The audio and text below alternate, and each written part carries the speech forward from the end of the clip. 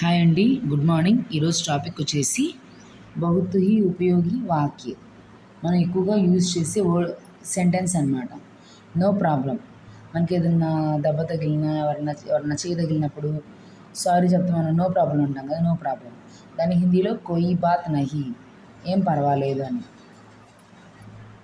Please help అంటే help చేయండి, దయచేసి హెల్ప్ చేయండి అంటాం కదా. కృపయా మదద్ కరే, హిందీలో కృపయా మదద్ కరే అని అంటాం. టేక్ కేర్, జాగ్రత్త అంటాం కదా, జాగ్రత్త తీసుకుంటాం కదా. అలానే ఆప్కా ఖ్యాల్ రఖే, వాట్ హ్యాపెన్, ఏమైంది అంటాం కదా, హిందీలో క్యా హువా అంటాం.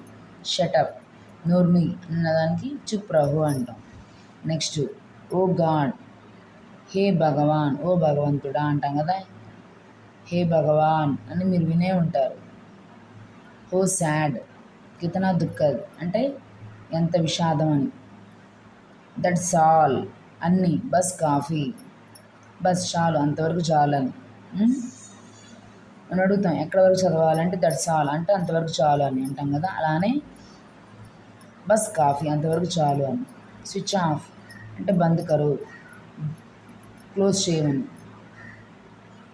స్విచ్ ఆన్, చాలు కరో అంటే ఓపెన్ చేయమని. స్విచ్ ఆన్ చేయటం, స్విచ్ ఆన్ అంటే ఏదైనా ఫ్యాన్స్ కానీ లైట్స్ ఉంటాయి కదండి, అవన్నీ స్విచ్ ఆన్ అంటే చాలు కరో.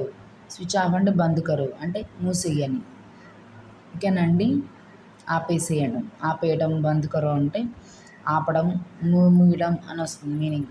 ఓకే కదండి, అర్థమైంది అనుకుంటున్నానండి. మీకు ఇది కనుక అర్థమైతే నా ఈ ఛానల్ని లైక్ చేసి షేర్ చేయండి, అలానే సబ్స్క్రైబ్ కూడా చేయండి. ఓకే కదండి, thank you. Keep watch it. Comment బాక్స్లో కామెంట్ కూడా చేయండి.